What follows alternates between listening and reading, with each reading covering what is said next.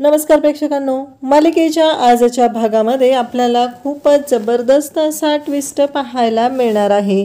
Finally अर्जुनने मधुभाऊंच्या समोर महिपतचा आणि जोशी वकिलाचा खरा चेहरा आणलेला आहे। म्हणजे जोशी वकील हा महिपतचा माणूस आहे हे सत्य अर्जुनने इकडे मधुभाऊंसमोर आणलेलं आहे। आणि त्यानंतर मधुभाऊंनी अर्जुनला लाखात एक माझा जावई आहे, मी आत्तापर्यंत ज्या चुका केलेल्या आहेत त्यासाठी माफीही मागितलेली आहे। त्याचबरोबर अर्जुनचा ते मानपान करतात हे पाहायला मिळणार आहे। त्यानंतर सायली गोडाधोडाचं जेवण बनवणार आहे आणि घरातील सर्वांसाठी ते बनवणार आहे। तर इकडे अर्जुन, मधुभाऊ त्याचबरोबर चैतन्य हे सगळे जोशी वकिलाच्या फर्ममध्ये ऑफिसमध्ये गेलेले आहेत आणि तिथं गेल्यानंतर ते जोशी वकिलाची वाट लावणार आहेत। जोशी वकिलाची तर घाबरगुंडी उडालेली आपल्याला पाहायला मिळणार आहे।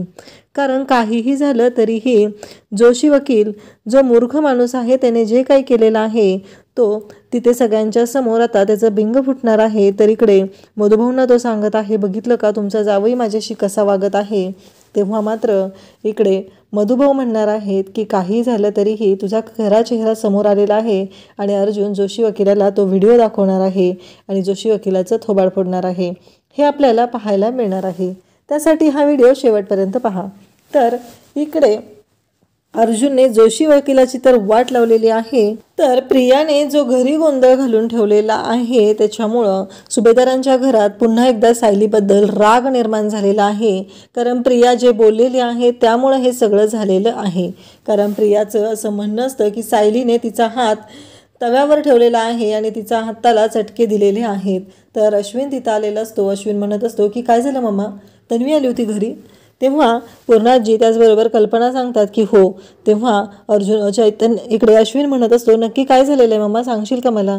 तेव्हा ह्या दोघीजणी म्हणत असतात की जे काय झालेलं आहे त्याचं वाच्यता नाही केली तर बरं होईल, कारण खूपच महत्त्वाच्या गोष्टी घडलेल्या आहेत असं इकडे या दोघींचंही म्हणणं असतं। त्यानंतर अश्विन बोलायला सुरुवात करतो। अश्विन म्हणत असतो की तुला मम्मा माहिती आहे का तन्वीच्या बाबतीत काय झालेलं आहे। तिच्या बाबतीत आता काळजी घेणं खूप गरजेचं आहे, कारण तिला कोणत्याही गोष्टीचा त्रास होणार नाही हे आपल्यालाच बघावं लागणार आहे असं अश्विन सांगत असतो। तेव्हा पूर्णाजी म्हणत असतात की हो बरोबर आहे, आपल्या पद्धतीनं आपल्याला तिची काळजीच घ्यावी लागणार आहे, कारण तिला कोणताही आपल्याकडून त्रास होणार नाही या गोष्टी आपल्याला जपाव्या लागणार आहेत असं पूर्णाजी सांगत असते। आणि त्याचबरोबर इकडे अश्विनला प्रियाचा मेसेज आलेला असतो।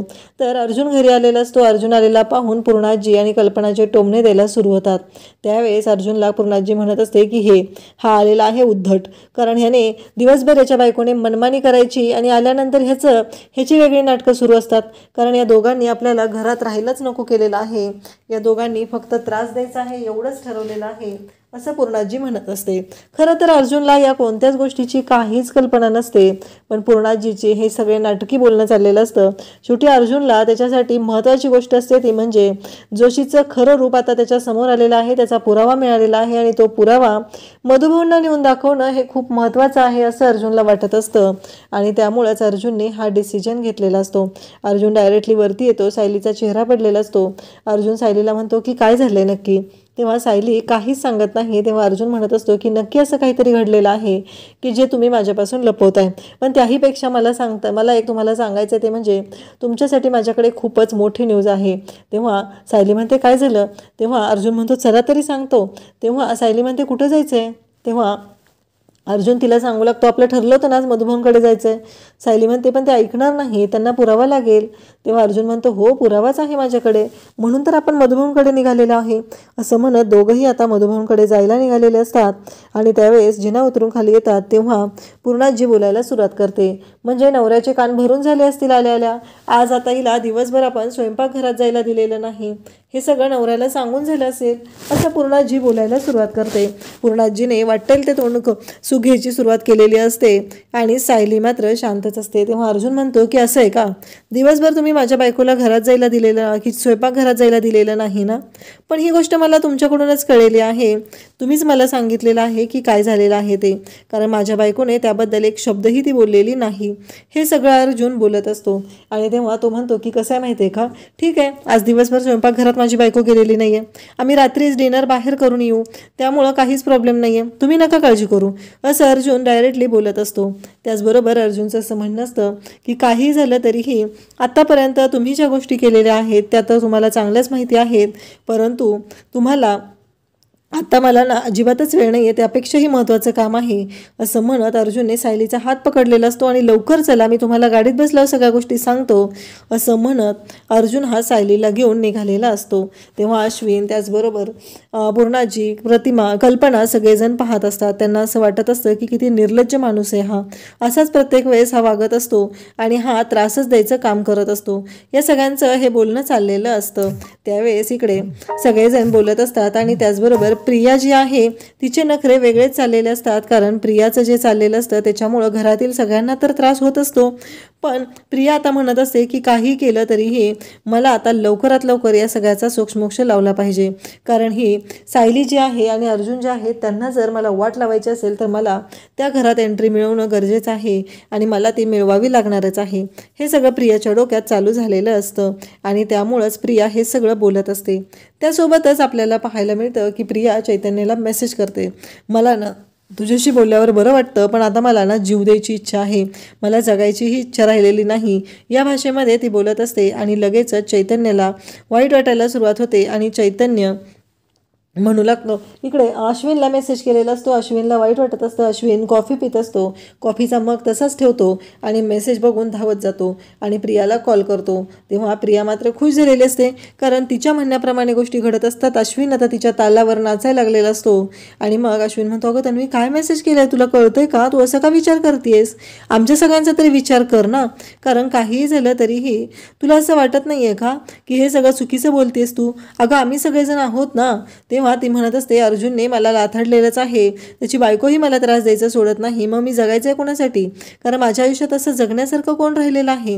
हे सगळं ती बोलत असते. तेव्हा अश्विन म्हणत असतो की असं नको बोलूस तन्वी, तुला माहिती आहे ना आम्हाला सगळ्यांना तुझी काळजी आहे, आता तू असा विचार करू नकोस चुकीच्या पद्धतीनं.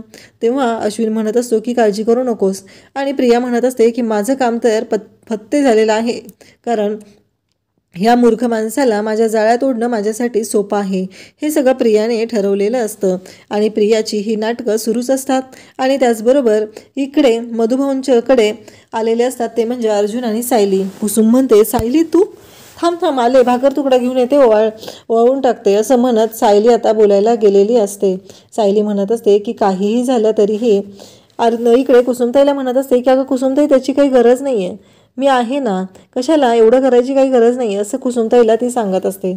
आणि त्यासोबतच इकडे आपल्याला पाहायला मिळतं की सायली तिथे आलेली असते. तेव्हा कुसुमताई म्हणते, असं कसं, पहिल्यांदा लेक घरी आलेली आहे आणि तिच्या बाबतीत असं होऊ द्यायचं आहे, अजिबात नाही, असं होणारच नाही आहे, असं कुसुमताईला ती सांगत, कुसुमताई तिला म्हणत असते. आणि मग कुसुमताई त्या दोघांची नजर काढते आणि मग दोघांना घरात घेते, कारण लग्नानंतर सायली पहिल्यांदाच आता माहेरी आलेली असते आणि तो सोहळा कुसुमताईला खूपच छान असा वाटत असतो. त्यासोबतच इकडे आपल्याला पाहायला मिळतं की कुसुमताई त्याचबरोबर मधुभाऊ दोघांनाही आनंद झालेला असतो. मधुभाऊ तर खुश झालेले असतात, कारण सायली आणि अर्जुन दोघंही घरी आलेले आहेत. परंतु मधुभाऊंना माहिती नसतं की अर्जुनने कोणती बातमी आणलेली आहे. आणि मग अर्जुन मधुभाऊंना म्हणतो की मला ना तुमच्याशी महत्त्वाच्या विषयावरती बोलायचं आहे. त्याचवेळी इकडे कुसुमताई त्याचबरोबर सायली सगळेजण तिथं असतात आणि मधुभाऊंना डायरेक्ट अर्जुन असं म्हणाल्यानंतर मधुभाऊंच्या लक्षात येतं की अर्जुन हे सगळं कशाबद्दल बोलत आहे. अर्जुन आणि सायली दोघंही खुश झालेले असतात आणि त्याचबरोबर इकडे अर्जुन मधुभाऊंकडे पाहत असतो. परंतु मधुभाऊ म्हणतात की मला कळलेलं आहे तुम्ही कशाबद्दल बोलत आहात, पण मला या कोणत्याही विषयावरती बोलायचं नाही. केसच्या संदर्भात जर बोलायचं असेल तर मी ऐकून घेणार नाही, मी चाललो पारावरती बसायला. तेव्हा सायली म्हणते, मधुभाऊ बाद झालं, आत्तापर्यंत मी ऐकून घेतलंय ना तुमचं, आता अजिबात ऐकून घेणार नाही, तुम्ही शांत राहायचं आहे, असं सायली डायरेक्टली मधुभाऊंना म्हणते. तेव्हा मधुभाऊ म्हणतात की मी सांगितलंय ना मला काही ऐकून घ्यायचं नाही. तेव्हा सायली म्हणत असते की तुम्हाला ऐकून घ्यावंच लागणार आहे, असं सायली ठणकावून मधुभाऊंना सांगत असते. तेव्हा मधुभाऊ म्हणतात की म्हणजे काय म्हणायचं आहे तुला. तेव्हा अर्जुन म्हणतो की मला माहिती होतं तुम्ही माझ्या बोलण्यावरती असा विश्वास ठेवणार नाही, त्यामुळं मी आज पुरावा घेऊनच आलेलो आहे. हे म्हटल्यानंतर मात्र इकडे मधुभाऊ म्हणतात म्हणजे काय म्हणायचं आहे. तेव्हा अर्जुन सांगतो की हे बघा, आणि अर्जुन तो व्हिडिओ आता मधुभाऊंना दाखवायला सुरुवात करतो. मधुभाऊंना म्हणतो की हा व्हिडिओ बघा, आणि मधुभाऊंना अर्जुन व्हिडिओ दाखवत आहे. त्या व्हिडिओमध्ये महिपत आणि त्याचबरोबर जोशी वकील एकत्र आहेत, आणि अर्जुनने तो व्हिडिओ बनवलेला असतो. मधुभाऊंना तो दाखवत असतो.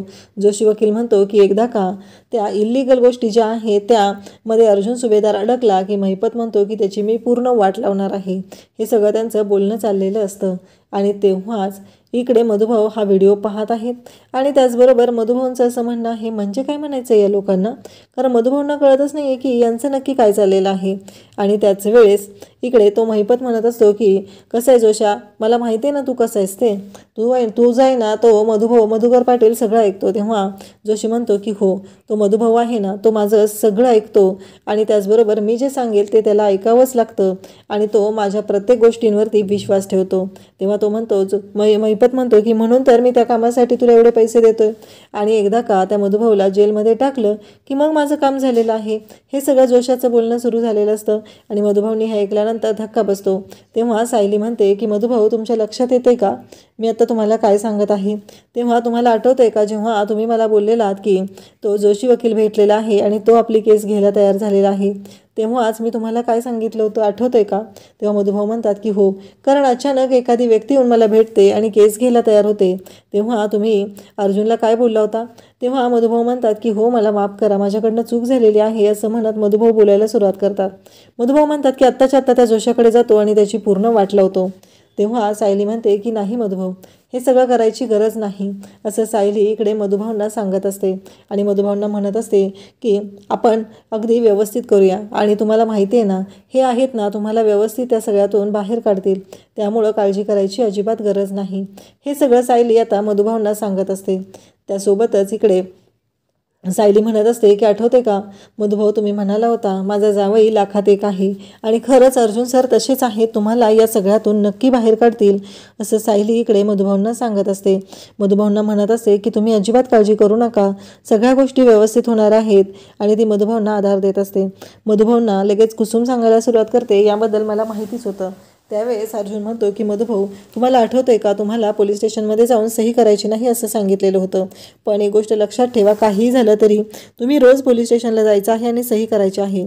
आणि मग सायली म्हणू लागते पण हे जर पोलिसांनी त्याला सांगितलं तर. तेव्हा अर्जुन म्हणतो की ते सगळं मी बघून घेईन, कारण पोलिसांकडून ती बातमी त्याच्याकडे पोहोचणार नाही याची गॅरंटी मी देतो, असं अर्जुन म्हणत असतो. तेव्हा मधुभाऊ म्हणत असतात की खरंच मला माफ करा अर्जुन, कारण कसं आहे माहिती आहे का जावई बापू, मी तुमच्यावर खूप शंका घेतलेल्या होत्या, पण आता मला त्या गोष्टीचा खूपच त्रास होत आहे. हे सगळं अर्जुन बोलत असतो, आणि त्या अर्जुनला मधुभाऊ बोलत असतात. मधुभाऊ अर्जुनची माफी मागत असतात. त्यांना खूप वाईट वाटलेलं असतं, कारण जे काही घडलेलं असतं ते विचित्र असतं, आणि त्याचबरोबर मधुभाऊंना याही गोष्टीचं वाईट वाटत असतं की अर्जुनला ते म्हणालेले असतात की मी तुला माझी केस देणार नाही काही झालं तरी, आणि मधुभाऊ अर्जुनची हात जोडून माफी मागू लागतात. मधुभाऊ म्हणत असतात की माफ करा जावई बापू, कसं आहे आता एवढं सगळं झालेलं आहे त्यासाठी मी तुमची माफी मागत आहे, माझ्याकडून चुका झालेल्या आहेत आणि मला माफ करा, असं म्हणत अर्जुनला ते माफी मागत असतात. अर्जुनही अगदी मधुभाऊंना म्हणत असतो की एवढं सगळं करायची काही गरज नाही आहे, आणि मी तुमचा मुलगाच आहे ना, मग माझी माफी कशाला मागताय, जशी सायली तुमची मुलगी आहे तसा मी तुमचा मुलगा आहे, असं अर्जुन बोलत असतो. आणि तेव्हा मात्र मधुभाऊ त्या दोघांकडे पाहत असतात. अर्जुन मधुभाऊंना वाकून नमस्कार करतो, आणि अर्जुन म्हणतो की आता निघतोय आम्ही. तेव्हा मधुभाऊ म्हणत असतात की अगं कुसुम, आपली लेक पहिल्यांदा माहेरी आलेली आहे, तिची ओटी भरणार नाही आहे का, त्यांचा मानपान करणार नाही आहे का. कुसुम म्हणते असं कसं, आले ना भरते मी ओठी, असं म्हणत कुसुम आता ओटीचं साहित्य आणायला गेलेली असते. खरं तर अर्जुनने मधुभाऊंना इकडे मधुभाऊंना डोळे उघडलेले असतात, त्यांना सांगितलेलं असतं की तो जोशी वकील कसा आहे, आणि त्याचबरोबर मधुभाऊंनीही अर्जुनवर आता विश्वास ठेवलेला आहे, आणि लवकरच आता साक्षीची वाट लावणार हे अर्जुनने ठरवलेलं आहे. काहीही झालं तरीही मधुभाऊ इकडे खुश झालेले आहेत, आणि सायली म्हणत असते की मधुभाऊ काळजी करू नका, अर्जुन सर आहेत ना तुम्हाला यातून सुखरूपपणे बाहेर काढतील, असं सायली मधुभाऊंना सांगत असते. आणि त्याचबरोबर इकडे आपल्याला पाहायला मिळतं की अर्जुन आणि सायली दोघंही निघालेले असतात, आणि त्यासोबतच आता कुसुमताईने सगळं साहित्य आणलेलं असतं, अर्जुन आणि सायलीला बसवलेलं असतं, आणि दोघांचंही ती औक्षण करायला सुरुवात करते. आणि दोघांचंही मानपान ती करत असते. कारण सायली लग्नानंतर पहिल्यांदा घरी आलेली आहे आणि आता लेक माहेरी आलेली होती, ती सासरी चाललेली आहे.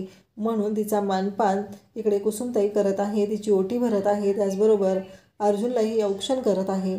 दोघंही खूप खुश आहेत. फायनली हे सगळं शक्य झालेलं आहे ते म्हणजे अर्जुनच्या हुशारीमुळे. आणि महिपत आणि जोशी आता पूर्णपणे अडकलेले आहेत. त्यानंतर आपल्याला पाहायला मिळतं की सायली पण खुश झालेली असते. फायनली सायलीच्या मनासारखं झालेलं असतं. मधुभाऊंचे गैरसमज दूर झालेले असतात आणि मधुभाऊ पण तेवढेच खुश झालेले असतात. त्यानंतर आपल्याला पाहायला मिळतं की या सर्व गोष्टी जेव्हा घडत असतात तेव्हा इकडे प्रियाची नाटकं वेगळीच चाललेली असतात आणि प्रिया मात्र म्हणत असते की काहीही झालं तरीही मी आता शांत राहणार नाही. कारण प्रियाचं असं म्हणणं असतं की या सगळ्या गोष्टी लवकरात लवकर संपल्या पाहिजेत आणि मला लवकरात लवकर सुभेदारांच्या घरी गेलं पाहिजे. हे सगळं आपल्याला पाहायला मिळतं. त्यानंतर इकडे जेव्हा तिथं प्रिया म्हणत असते की सुमन काकी तुला गरम जेवण कधी देता येते का नाही, तेव्हा प्रतिमा तिथे येते आणि प्रतिमा म्हणते काय चाललंय तन्वी, फक्त तुझी चिडचिड वाढतच चाललेली आहे. तुला ना अजिबातच ऐकून घ्यायचं नाही आहे. तू प्रत्येक वेळेस अशाच पद्धतीनं वागत असते. असं म्हणत प्रतिमा पुढं आलेली असते आणि प्रतिमा तिला म्हणत असते की तुला समजूनच घ्यायचं नाही आहे का कधी. असं म्हणत प्रतिमा तिच्याशी बोलत असते आणि तेव्हा ती म्हणत असते मी काय चुकीचं केलेलं आहे. तेव्हा लगेचच इकडे बोलते ती म्हणजे प्रतिमा, कारण तुझी चिडचिड वाढत चाललेली आहे. एवढं लक्षात ठेव, जे काय झालेलं आहे ते फक्त आणि फक्त तुझ्या भल्याचंच झालेलं आहे. कारण काहीही झालेलं असलं तरीही नाती जी आहेत ती प्रेमाने एकत्र येतात. अगदी बजोर जबरदस्तीनं एकत्र आणलेली नाती एकत्र येऊ शकत नाही, तेवढं लक्षात ठेव. हे सगळं झालेलं असतं आणि त्यासोबतच इकडे सुमन पाहत असते आणि कारण प्रिया ही जी आहे ती खूपच नाटकी करत असते. कारण तिला घरातल्या सगळ्यांची मनं दुखवायची असतात. तेव्हा प्रिया लगेचच बोलायला सुरुवात करते. ती म्हणत असते की काही झालं तरीही एक गोष्ट लक्षात ठेव, ती म्हणजे हे माझं जे वाटोळं झालं ना ते फक्त आणि फक्त तुझ्यामुळं झालेलं आहे. आणि त्याचबरोबर तुझ्यामुळं ही सगळी वेळ माझ्यावरती आलेली आहे. या सगळ्याला तू जबाबदार आहे. तुझ्या मुलीचं आयुष्याचं वाटोळं तू केलेलं आहे.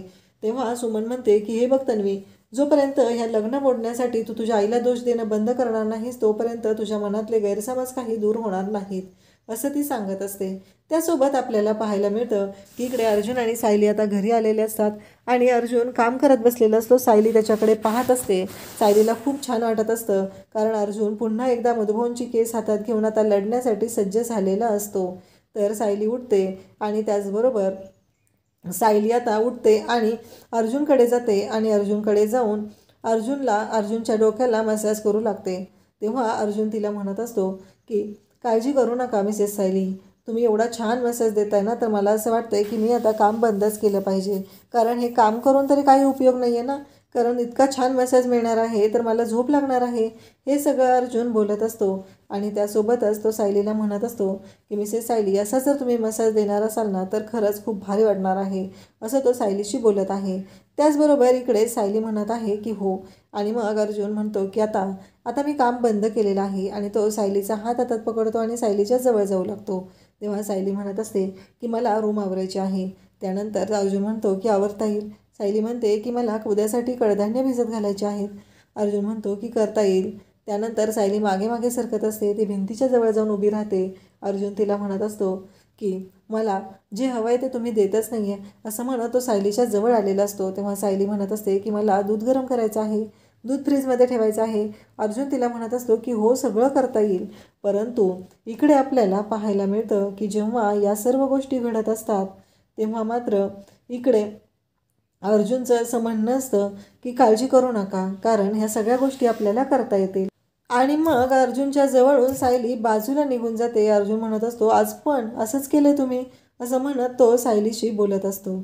आणि त्यासोबतच इकडे आपल्याला पाहायला मिळतं की अर्जुन जेव्हा हे सगळं बोलत असतो तेव्हा मात्र इकडे सायलीने त्याला धक्का दिलेला असतो आणि अर्जुन त्याच्याकडे पाहत असतो. अर्जुन म्हणत असतो की हे काय चाललंय मिसेस सायली, हे मला काही अजिबात आवडलेलं नाही. तर उद्याच्या भागात आपल्याला पाहायला मिळणार आहे की इकडे विमल आणि सायली बोलत असतात. विमल म्हणत असते की आज गोडाचा स्वयंपाक आपल्या घरी करायचा असतो. सायली म्हणत असते असं आहे का. त्यावेळेस इकडे विमल म्हणत असते की हो, गोडाचा स्वयंपाक करावा लागणार असतो. हे सगळं बोलणं चालू असतं आणि त्यासोबतच इकडे सायली त्यांच्याशी बोलत असते. म्हणत असते की हो, विमलला ह्या सर्व गोष्टी आता पटलेल्या असतात आणि विमल सायलीला म्हणत असते की पण करणार कसं सायलीताई तुम्ही. तेव्हा सायली म्हणत असते की हो मी करते, तुम्ही फक्त लक्ष ठेवा. आणि मग विमलचं असं म्हणणं असतं की पण सायलीताई तुम्ही जरी गोडाचा स्वयंपाक बनवला तरीही तुमच्या एक गोष्ट लक्षात येते का, खाणार कोण, फक्त अर्जुनदादाच खाणार आहेत, कारण घरातलं दुसरं कोणीच तुम्ही बनवलेलं जेवण खाणार नाही. तेव्हा विमलला सायली म्हणू लागते मग तुम्ही सगळ्यांना असं सांगा ना की ते जेवण तुम्हीच बनवलेलं आहे. हे सायली बोलत असते आणि त्यासोबतच सायली इकडे विमलला म्हणत असते की तुम्ही लक्ष ठेवा. आता विमलने तिथे जासूसी सुरू केलेली आहे आणि विमल लक्ष ठेवण्यासाठी तिथं दरवाजात उभी राहिलेली आहे, कारण पूर्णाजी आणि कल्पना दोघीही बाहेर गेलेल्या असतात आणि विमलने आता ह्या सर्व गोष्टी सुरू केलेल्या आहेत. आणि तेव्हा सायलीची ती मदत करत आहे. सायली स्वयंपाक करत आहे आणि विमल मात्र एरझाऱ्या मारत थांबत आहे, कारण तिला सायलीची मदत करायची आहे. सायलीने घरातल्या सगळ्यांसाठी गोडाचं जेवण बनवायचं ठरवलेलं आहे आणि सगळ्यांना आता सांगितलं जाणार आहे की हे सगळं जेवण विमलने केलेलं आहे, म्हणून दोघींचं हे सगळं कांड चाललेलं असतं. आणि त्यासोबतच ती म्हणलेली असते की जेव्हा मला कोणी येताना दिसेल तेव्हा मी तुम्हाला शिट्टी वाजेल आणि शिट्टी वाजवली की तुम्ही मग स्वयंपाक थांबवायचा आहे. हे सगळं ठरलेलं असतं, परंतु अचानक तिथे विमलला शिट्टीच मारता येत नाही आणि तोपर्यंत दारात आलेले असतात ते म्हणजे कल्पना आणि पूर्णाजी. आता सायली कशा पद्धतीने हे सगळं मॅनेज करणार ते आपल्याला पाहायला मिळणार आहे. त्यासोबतच सायलीचं हे सगळं जे काही चाललेलं असतं त्यामध्ये विमल मात्र तिला मदत करत असते आणि त्या घरामध्ये अर्जुन आणि विमल हे दोघं जणच तिच्याशी बोलत असतात. त्यानंतर आपल्याला पाहायला मिळतं की सायली आता जेवण बनवत आहे आणि इकडे अर्जुनने आता ठरल्याप्रमाणे पुढचा प्लॅन सुरू केलेला आहे, कारण अर्जुनला या सर्व गोष्टी ज्या आहेत त्या विचित्र वाटलेल्या होत्या. जोशी वकिलाची वाट तर लावायचीच होती आणि त्यासाठी अर्जुन आता निघालेला आहे. अर्जुन जोशी वकिलाकडे येतो. अर्जुनबरोबर चैतन्य असतो. मधुभाऊ पाठीमागून येतात. अर्जुनने डायरेक्टली येत जोशी वकिलाची कॉलर पकडलेली आहे आणि जोशी वकिलाला मारायला सुरुवात केलेली आहे. तेव्हा मात्र इकडे अर्जुन तिथं आलेला असतो, अशा पद्धतीनं वागत असतो आणि जोशी वकील मात्र तिथे म्हणत असतो की अहो मधुभाऊ बघितलं ना तुमचा जावई काय करतोय ते, आणि अर्जुन सुमेदार तुला महागात पडेल हे सगळं. तेव्हा अर्जुन म्हणत असतो की नाही, मला काहीही महागात पडणार नाही, कारण तुम्ही जे काय केलेलं आहे त्याची शिक्षा तर तुम्हाला भोगावी लागणारच आहे. जोशी वकिलाला तो बोलत असतो. मधुभाऊही तिथं आलेले असतात. मधुभाऊही तेवढे चिडलेले असतात आणि जोशी वकील इकडे मधुभाऊंना सांगत असतो की हा तुमचा जावई पुन्हा मला मारहाण करत आहे. परंतु अर्जुन म्हणतो की हे बघ, सगळं तुझा पुरावा माझ्याकडे आहे आणि आता तुला कळलंच असेल की काय होऊ शकतं. असं म्हणत अर्जुनने जोशी वकिलाची धुलाई करायला तर सुरुवात केलेली आहे आणि जोशी वकिलाला दाखवून दिलेला आहे की तो काही करू शकत नाही आणि अर्जुनने जोशी वकिलाची वाट लावायला घेतलेली आहे. अर्जुन आता तो व्हिडिओ जो आहे तो जोशी वकिलाला दाखवतो आणि सांगू लागतो की हे बघा, हा तुमचा पराक्रम. आणि मग अर्जुन म्हणत असतो तुम्ही आता कोणाला काहीही सांगितलं तरी कोणीही तुझ्यावरती विश्वास ठेवणार नाही, असं अर्जुन म्हणालेलं आहे. आणि अर्जुनने आता जोशी वकिलाची पूर्णच वाट लावायचं ठरवलेलं आहे. इकडे मधुभाऊ पण तेवढेच चिडलेले आहेत. मधुभाऊंनाही हे जोशी वकिलाचं जे वागणं आहे ते अजिबात पटलेलं नाही. अशाच अपडेटसाठी चॅनलला सबस्क्राईब करा. थँक्यू.